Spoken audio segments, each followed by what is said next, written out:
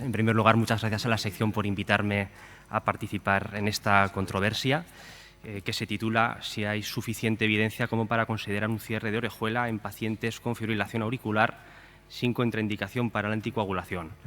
En este caso, yo voy a responder afirmativamente a esta pregunta. No tengo conflictos de intereses.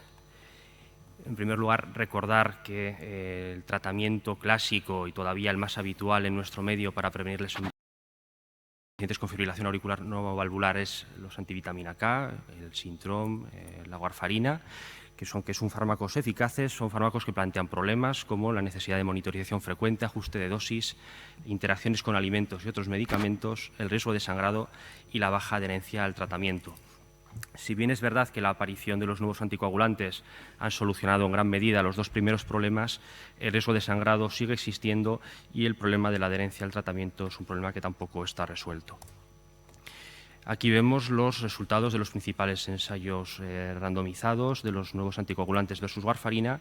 Vemos como todos ellos consiguen reducir significativamente el riesgo de sangrado, de ictus hemorrágico, lo cual pues, es muy importante porque es el sangrado al que más miedo tenemos, pero no todos ellos han conseguido demostrar una reducción en cuanto a sangrados mayores, concretamente de las dosis altas de dabigatran y rivaroxaban mantienen niveles de sangrado graves similar a warfarina.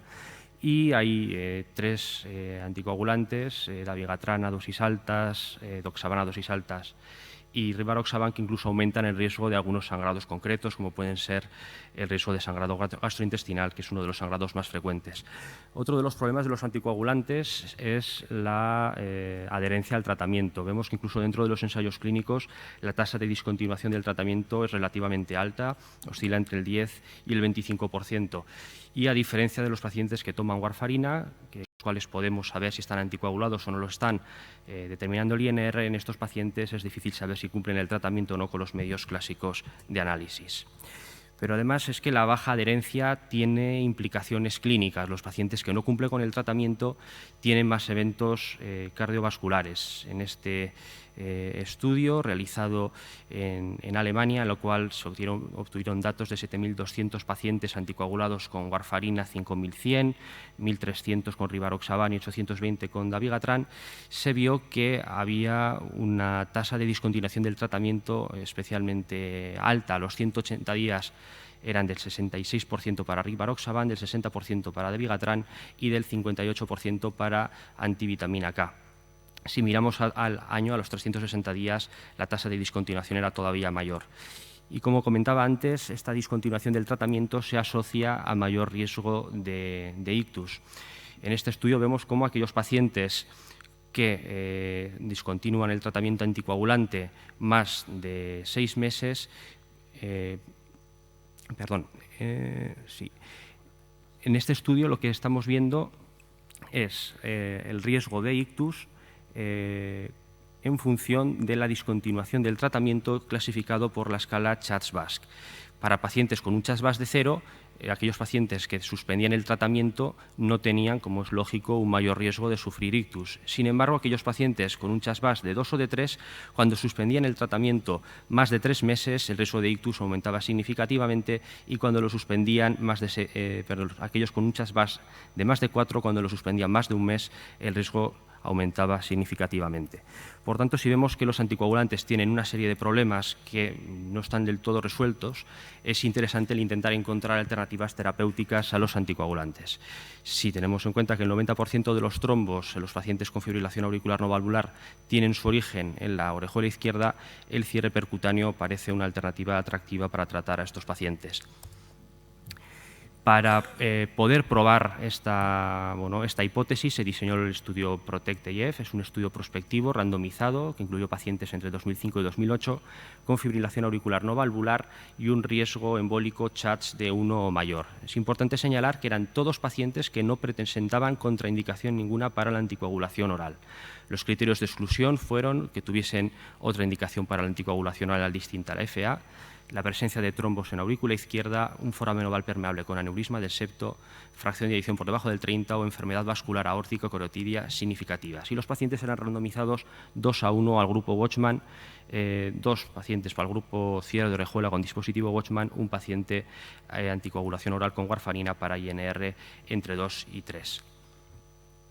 Es un estudio que se diseñó con la intención de demostrar una no inferioridad, que tenía 2 endpoints primarios, un endpoint primario de eficacia, que era ictus isquémico hemorrágico, embolismo sistémico, mortalidad cardiovascular o inexplicada, y un endpoint primario de seguridad, que fueron eventos hemorrágicos mayores en ambos grupos o complicaciones periprocedimiento en el grupo de cierre de orejuela. Se realizó un análisis por intención de tratar y el seguimiento medio actual es ya de 3,8 años. Se randomizaron 707 pacientes, 460 al grupo Watchman, 244 al grupo warfarina. La edad media fue de unos 71 años en ambos grupos, unos riesgos CHADS de 2,2 y 2,3 en cada uno de los grupos y unos antecedentes de ictus previo TIA del 17-20% respectivamente. En este estudio los pacientes tratados con warfarina estaban especialmente bien tratados, el tiempo en rango terapéutico medio fue del 70% y el dispositivo pudo ser implantado en el 88% de los pacientes, de tal forma que la warfarina que se mantenía en las fases iniciales del grupo de cierre de orejuela se pudo suspender a los 45 días en el 86% y a los 6 meses en el 92% de los pacientes. En cuanto a los resultados, el endpoint primario de eficacia, tanto el endpoint primario de eficacia como el endpoint primario de seguridad, se demostró una no inferioridad versus warfarina. Pero además, en cuanto al endpoint primario de eficacia, no solo se demostró no inferioridad, sino que además se demostró superioridad con una reducción del 40% en la tasa del endpoint primario de ictus isquémico hemorrágico, embolismo sistémico o muerte cardiovascular. Y también se demostró una reducción del 60% en mortalidad cardiovascular. Aquí podemos ver las curvas de eventos. Vemos como inicialmente hasta los 12 meses durante el primer año el endpoint primario, los eventos son más o menos similares y es a partir del primer año cuando se van poco a poco separando las dos curvas de tal forma que se sugiere que el tratamiento con cierre de orejuela los beneficios van aumentando a lo largo del tiempo. Por el contrario, si analizamos el endpoint de seguridad, vemos como warfarina tiene una distribución lineal, mientras que el cierre de orejuela tiene una distribución bimodal, es decir, el riesgo está sobre todo concentrado en el procedimiento y días siguientes y luego aumenta muy escasamente. Pero no solamente se redujo la mortalidad cardiovascular, sino que también se demostró una reducción del 34% en la mortalidad total. Esta es quizás el principal problema del estudio PROTECT y es la elevada tasa de eventos adversos relacionados con el procedimiento de cierre de orejuela. Hubo una tasa relativamente alta de taponamientos cardíacos, un 4,8%, un 4,8% de sangrado mayor, un 1,3% de ictus relacionado con el procedimiento y hubo 3 casos de embolización del dispositivo. Precisamente por el miedo, por la preocupación que surgió por estos resultados en cuanto a seguridad y a sugerencia de la FDA, se realizó un segundo ensayo, el PREVAIL. Es un ensayo que sobre todo pretendía demostrar o valorar el riesgo con el procedimiento y confirmar la no inferioridad respecto a warfarina. Es un estudio similar al PROTECT, prospectivo, randomizado 2:1 de no inferioridad, pero a diferencia del PROTECT, en este caso los pacientes tenían que tener un CHADS de 2 o mayor, también sin contraindicación para la anticoagulación oral. Los pacientes incluidos fueron más o menos la mitad que en el PROTECT y el seguimiento también menos de la mitad, 18 meses. Es verdad que en cuanto a uno de los endpoints primarios de eficacia no se logró demostrar la no inferioridad, pero la tasa de eventos fue prácticamente similar en ambos grupos. En el segundo endpoint primario de eficacia, que valoraba el ictus isquémico, hemorrágico, embolismo sistémico, mortalidad pasada la fase aguda del procedimiento. A partir de la semana sí se demostró no inferioridad y lo más importante es que hubo una gran reducción en la tasa de eventos adversos relacionados con el procedimiento. Solamente hubo un taponamiento cardíaco y un derrame pericárdico, así como 2 embolizaciones del dispositivo. Pero con respecto a la seguridad del procedimiento, por suerte tenemos ahora mucha información de cómo se comporta este dispositivo en la vida real, no solo dentro de los ensayos clínicos. Para esto tenemos el registro Evolution, un registro prospectivo multicéntrico con 47 centros de 13 países, que incluyó a 1.025 pacientes entre los años 2013 y 2015, es decir, 10 años después de que se hiciese el PROTECT y, por tanto, con 10 años más de experiencia en el implante de estos dispositivos. Se quiso valorar en este primer análisis la tasa de éxito del implante y complicaciones a 30 días. Vemos que el 40% de los pacientes a los que se les implantó un dispositivo Watchman no tenían contraindicación para la anticoagulación oral. En cuanto a la eficacia del procedimiento, vemos que el 98% de los pacientes se les cerró efectivamente la orejuela y vemos cómo se va viendo cómo los ensayos sucesivos la tasa de implante efectivo es progresivamente mayor.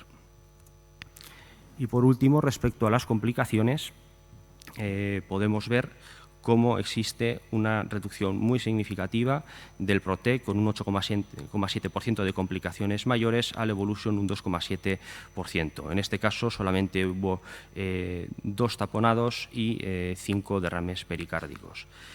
Hubo también 3 embolismos aéreos y estas fueron las principales complicaciones. En cuanto a muertes, hubo 7 muertes a los 30 días, 6 de las cuales se consideraron no relacionadas con el procedimiento y hubo una única muerte relacionada con el procedimiento por un embolismo aéreo.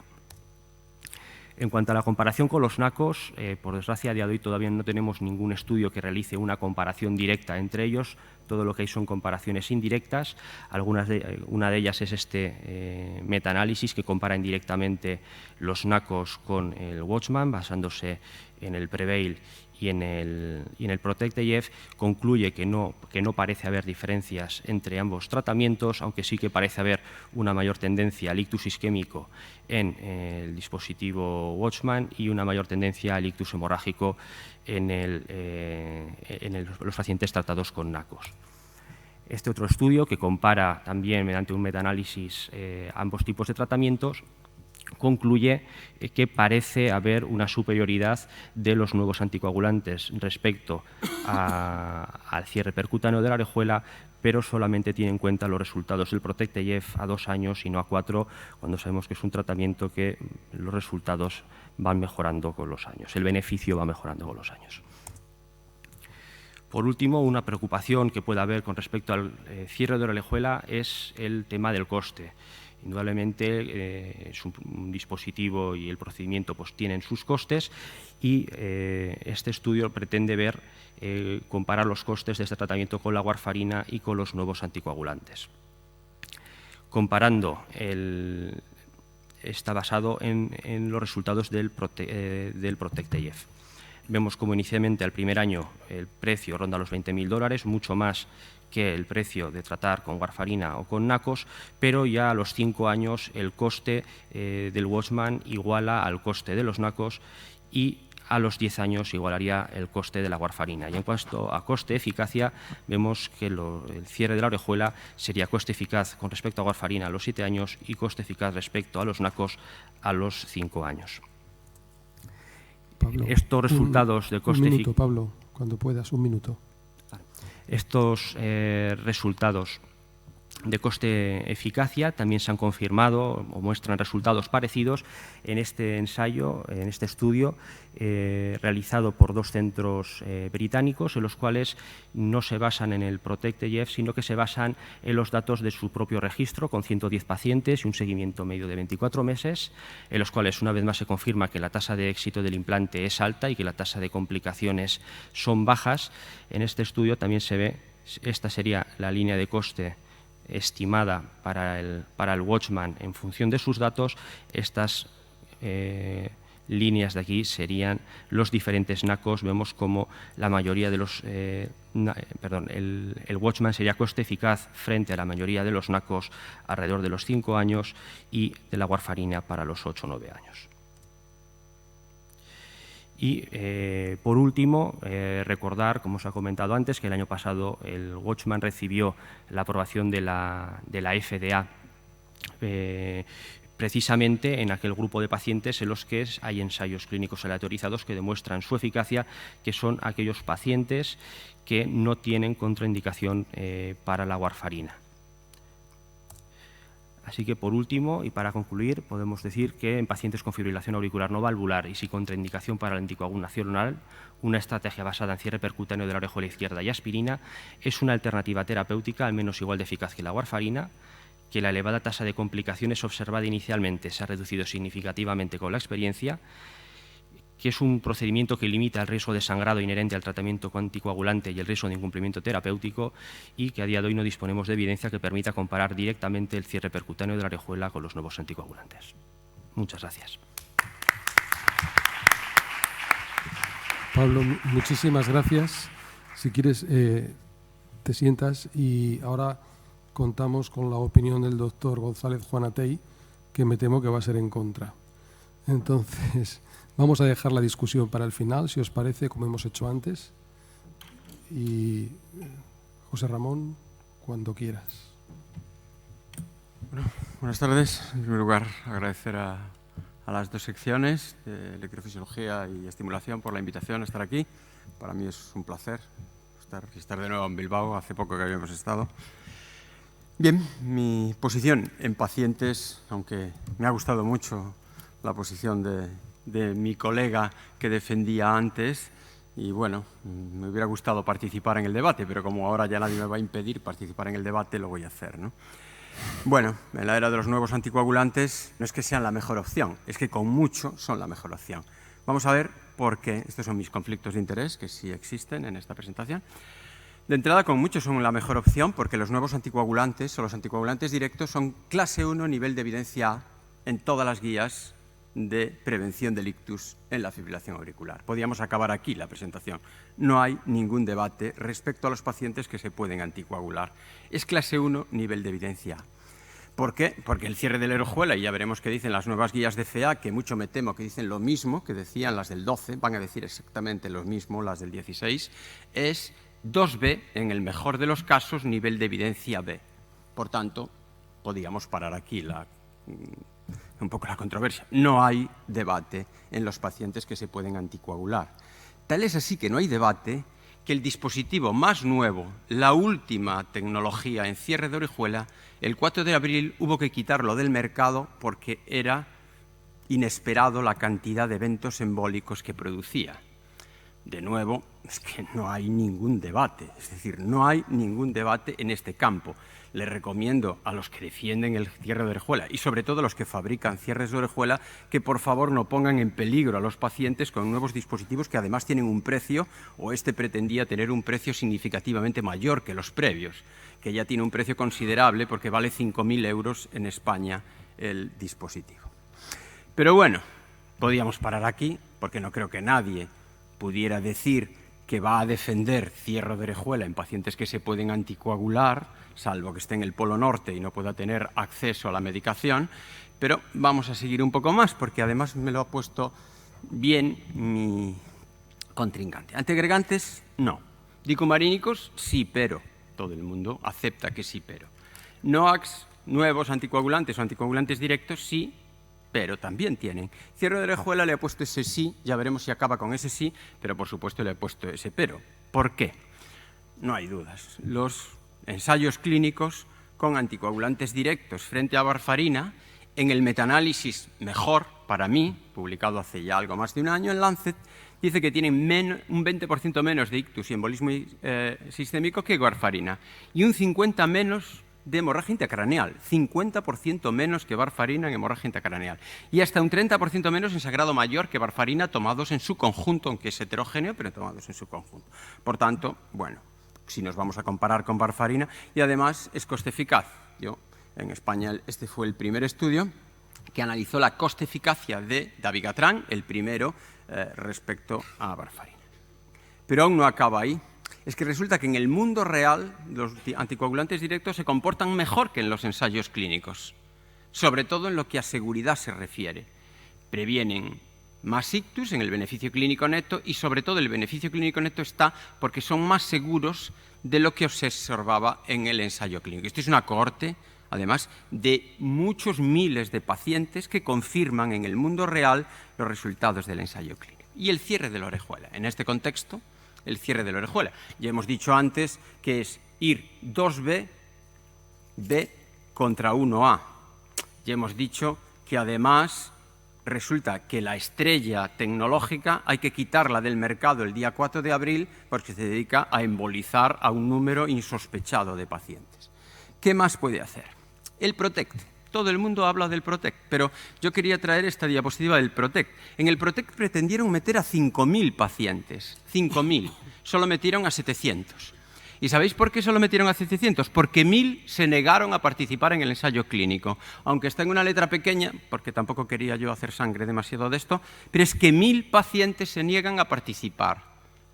Qué sabios son los pacientes que se niegan a participar en un ensayo clínico. Además, excluyen los peores y solo eligen a los que se puede hacer warfarina. El objetivo primario no funciona. No quiero traer aquí que los ensayos clínicos se plantean para testar el objetivo primario. Todo lo demás son hipótesis para generar nuevos ensayos.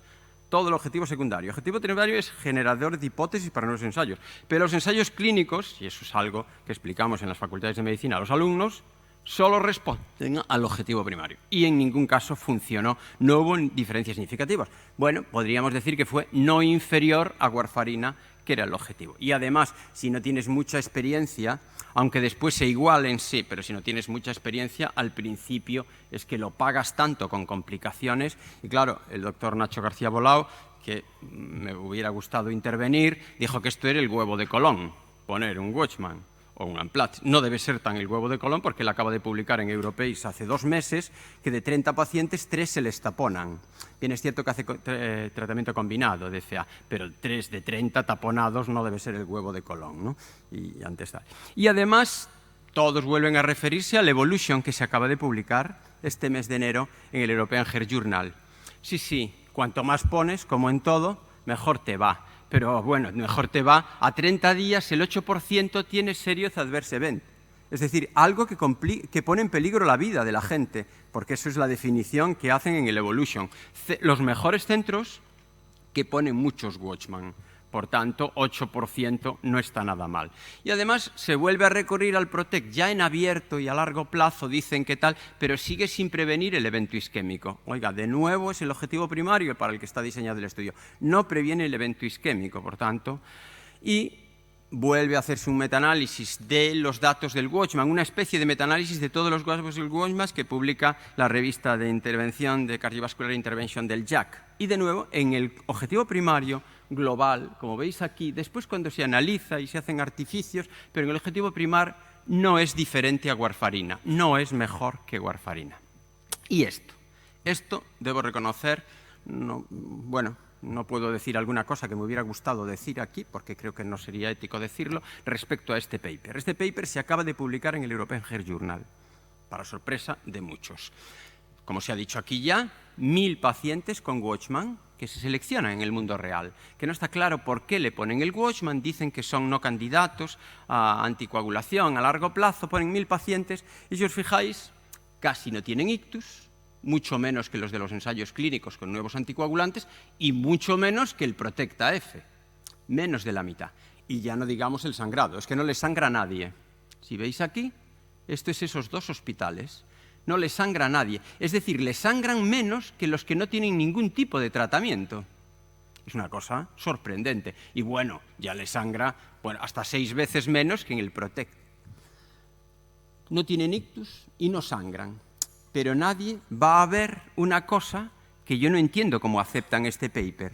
Se mueren más, pero se mueren significativamente más. Es decir, no sangran ni tienen ictus. Pero fijaros la muerte, se mueren más que en ningún otro registro. ¿De qué se mueren? ¿Será que el Watchman produce como una especie de cor triatiatum o impide el llenado ventricular? ¿Será que el Watchman produce muerte súbita? ¿Será que induce cáncer precoz? Es decir, realmente, ¿de qué se mueren una población de pacientes de 70 años que se mueren inesperadamente más? Y nadie explica por qué se mueren. Yo alcanzo a comprender cómo se pudo aceptar ese paper. Y el metaanálisis, que no es un metaanálisis, ojo, es un network metaanálisis, que es un poco diferente de un metaanálisis, pero también es el International Journal de Cardiología, que lo único que quiere es tener papers que puedan citarlo mucho. Esto lo van a citar mucho, seguro que le va a subir su factor de impacto, porque ¿cómo se puede hacer y se puede aceptar un metaanálisis que tiene en los pacientes, tiene en unas ramas 250.000 pacientes y en otra 700? Pero fijaros en los intervalos de confianza. Para los anticoagulantes es todo absolutamente intervalos de confianza cortos, para los anticoagulantes directos y para la warfarina, y sobre todo para los directos. Fijaros en el Watchman, es que ese intervalo de confianza quiere decir que hay muchos pacientes a los que el Watchman perjudica y que puede haber algunos a los que el Watchman beneficia. Pero es que es imposible sacar la conclusión de que es igual a los anticoagulantes directos en base a un network metaanálisis con 700 pacientes frente a 120 y tantos mil pacientes. Muy complicado. Y esto que también ha sacado mi colega, respecto al coste-efectividad, porque tampoco uno se sorprende como el JAC, hay que ir en la línea, porque como el JAC acepta esto. Es decir, hace un estudio de coste-efectividad con menos de 1.000 pacientes, menos de 1.000, estimando una edad de 70, cuando todo el mundo sabe que la FA en el mundo real tiene 80 años. Esos son los datos en España. Y además, ¿cómo puede hacerse un estudio de coste-efectividad sin que ninguna de las dos fases del estudio, del PROTECT, el objetivo primario, alcance significación estadística? En base a esto, no es posible hacer un estudio de coste-efectividad. ¿Por qué? Porque el estudio de coste-efectividad va a venir condicionado por objetivos para los cuales el ensayo clínico no estaba testado. Y dicen que sí, que le sale coste-efectivo a 5 años con los directos y a 10 años con warfarina en un escenario de 70. Pero es que es imposible hacer un estudio de coste-efectividad en base a un ensayo clínico de esas características. Por tanto, de nuevo, realmente, bueno, quizás vamos en la línea. Y claro, el de los 1.000 de los 2 centros ingleses le sale coste efectivo también. Pero claro, ¿cómo no les va a salir que es coste efectivo? Porque sangran menos, tienen menos ictus y además como se le mueren más y como los muertos no cuestan en el estudio de coste efectividad, no me extraña que les salga coste efectivo. Si los matamos a todos, les sale muy coste efectivo. Pero aún nos tienen que decir por qué, sin tener ictus y hemorragias, se mueren mucho más que en los estudios de warfarina y que en los estudios de anticoagulantes directos. Y el registro español. Hay que felicitar al registro español porque logra publicar esto en Heart hace menos de un año y es un registro de un número limitado de pacientes incluidos durante 4 años. Incluyen 160 pacientes durante 4 años. 2 años de seguimiento, un CHAS-2 normal, un Hasbled normal, utilizan el Amplatzer. ¿Y qué obtienen? El sangrado es igual al esperado por el Hasbled. Tienen el mismo sangrado que el esperado por Hasbled. Deben tener en cuenta que los anticoagulantes directos reducen al menos un 40% el sangrado esperado por el Hasbled. 40%. Es decir, tendrían un 40% menos si le hubieran dado anticoagulantes directos. Y tienen menos ictus, aunque claro, es muy difícil saber un poco esto de los menos ictus. Pero claro, tienen menos ictus, pero fijaros que durante un mes los tienen con doble antiagregación. Y durante un año los tienen con aspirina o clopi a todos. Sabemos que aunque aspirina y clopi no es la elección, aspirina y clopi reducen el riesgo de ictus alrededor entre un 20 y un 30%. Habría que quitarle a esto al menos un 30% porque durante un tiempo los tuvieron con doble antiagregación y si le quitamos un 30% ya no hay ningún beneficio. Por tanto, está bien, hay que hacer registros y que sea español es muy bueno y que se publique y genere hipótesis también. Pero dista de que esto nos pueda convencer. Por tanto, antiagregantes, no porque tenemos una mejor opción. Dicumarínicos, quizás no sea lo que cada uno de nosotros tomaría si tuviera FA. Anticoagulantes directos, sin duda. Cierre de orejuela, hombre, yo le pongo ahí un sí pequeñito, porque aquí seguro que hay algunos que defenderán, y algún papel como veré en mi última diapositiva tendrán, pero el pero es terrible. ¿Por qué? Porque los anticoagulantes directos son un 20% mejor que warfarina en ictus y embolismo sistémico, al menos, en los ensayos clínicos, porque el mundo real es más. Tienen un 50% menos que warfarina de hemorragia intracraneal. La cierre de orejuela es igual que warfarina. Es igual que un fármaco que tiene más de 50 años y además no se atreven, porque no han querido, a hacer ningún ensayo clínico frente a los nuevos anticoagulantes. Por tanto, el cierre de orejuela debería desaparecer de la práctica clínica. Hombre, yo no me atrevería a decir tanto, pero esta es un poco, y antes alguien sacó una diapositiva de una noticia de mi hospital, del servicio que yo dirijo. Sí, llevamos mucho tiempo en mi servicio debatiendo a quién le podemos poner un cierre de orejuela. Debo reconocer que como cardiología siempre ha vendido fascinación tecnológica, porque los cardiólogos de hoy así nos va con los agudos, que la gente se quiere ir de los hospitales a las 3 de la tarde, no se sabe muy bien por qué, pero lo único que quieren es que les enseñamos a poner stents, también a hacer electrofisiología, hacer tal, pero a las 3 de la tarde todos se quieren ir de los hospitales y así en más del 60% de los hospitales de España los cardiólogos nos vamos y a las 3 de la tarde nuestros enfermos quedan, no se sabe muy bien cómo, ¿no? Pues muy bien, pues en este caso al final me han convencido. Vamos a poner 2 cierres de orejuela, creo que la semana próxima, y tal, en 2 pacientes. No estoy muy convencido, pero claro, no se puede ir contra la fascinación tecnológica que algunos les han vendido y les han vendido tantos. Pero en realidad, ojalá tuviéramos más información, más investigación, porque sin duda el cierre de orejuela dista de ser una alternativa válida. Yo no me voy a atrever a decir en todos los pacientes, pero en el 99% de los pacientes estoy en línea de mi colega previamente.